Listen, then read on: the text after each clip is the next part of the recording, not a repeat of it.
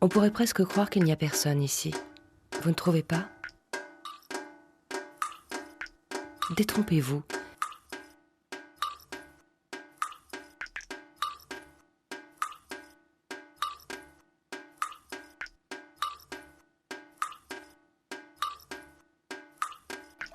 L'eau qui arrive ici n'est pas toujours un long fleuve tranquille.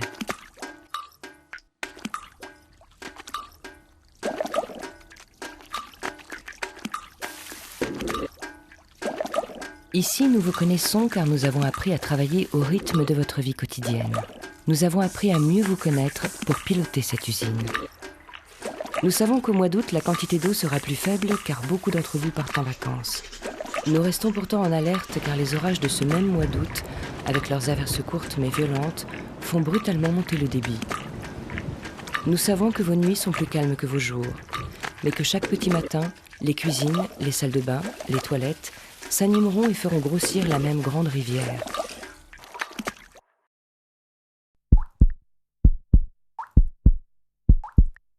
Vous êtes devant un cœur capable de mettre en mouvement jusqu'à 52 mètres cubes secondes, soit la moitié du débit de la Seine en été, soit 300 baignoires, soit 333 333 verres de table, soit 16 666 666 dés à coudre, soit le remplissage d'une piscine olympique en 30 secondes.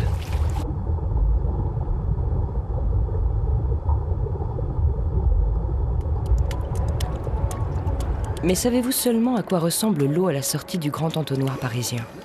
À cela.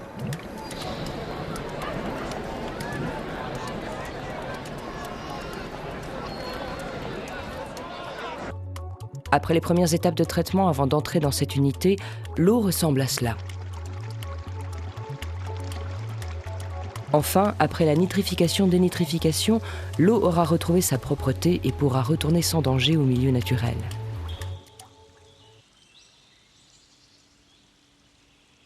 L'unité de nitrification-dénitrification s'attaque à la pollution azotée.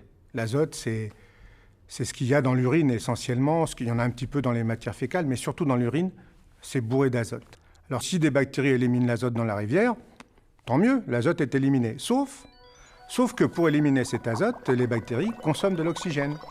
Et s'il y a beaucoup d'azote, il y a beaucoup de bactéries, elles consomment beaucoup d'oxygène. L'oxygène baisse dans la rivière, et qui est-ce qui trinque? Les poissons. L'unité de nitrification-dénitrification a donc une mission de défense environnementale majeure. En reproduisant en accéléré le processus naturel d'élimination de l'azote ammoniacal, il aide le fleuve à préserver son équilibre fragile. La Seine n'est pas équipée naturellement pour faire face à une concentration de population aussi forte. C'est nous qui nous sommes concentrés là, c'est notre devoir de faire en sorte que cette concentration ne nuise pas à la qualité du fleuve.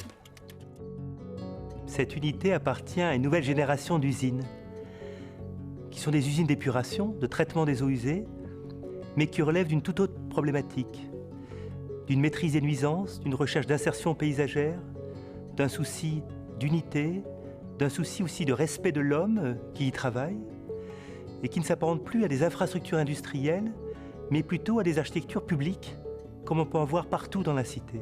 L'idée de ne pas cacher la fonction technique de l'usine, mais plutôt de la raisonner ou de l'intégrer dans un rapport juste à la nature et au paysage environnant.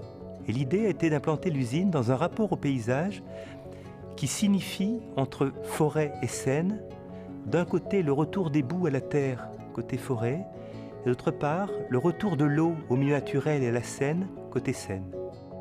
De donner à voir l'eau de façon noble nous a paru important dans l'usine. Donc cette idée de couvrir les grands bassins par des toiles qui permettent de laisser l'eau apparente là où c'était possible nous a paru quelque chose d'extrêmement important.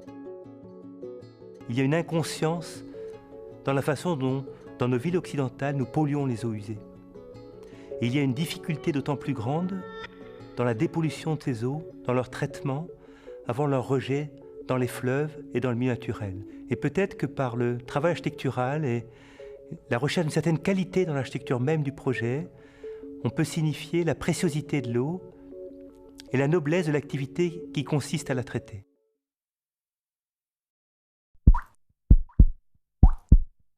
Ce n'est pas l'eau qui est sale, c'est nous. habitants de la grande agglomération parisienne qui la salissons. C'est donc aussi à nous, les utilisateurs, de traiter l'eau avec le respect que nous lui devons. Mieux nous utiliserons l'eau au quotidien, mieux ici nous pourrons la traiter. L'eau qui passe ici porte les marques de notre quotidien. Elle a 3 grandes provenances. Ce que nous appelons les eaux domestiques désigne l'eau que nous utilisons chez nous pour la cuisine, la lessive, la vaisselle, l'eau de la salle de bain, l'eau des toilettes. Viennent ensuite les eaux pluviales, chargées de tout ce que la pluie emporte avec elle. Poussière, particules de fumée des voitures, des moyens de chauffage, des usines, les huiles aussi, les feuilles des arbres, les débris végétaux, les déjections animales, tous les débris qui se posent sur les toits et les trottoirs. Il faut aussi ajouter les eaux de nettoyage urbain qui emportent les débris des marchés du dimanche, tout ce que jonchent nos caniveaux. Enfin, il y a les eaux industrielles, rejetées par les usines, les laboratoires, les hôpitaux, les abattoirs, les garages, les blanchisseries industrielles, les lavages automatiques, les imprimeries, l'agroalimentaire.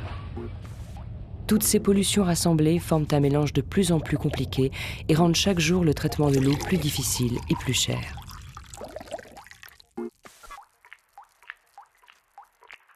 Si le tout à l'égout est un progrès très important, tout ne devrait pourtant pas passer par l'égout.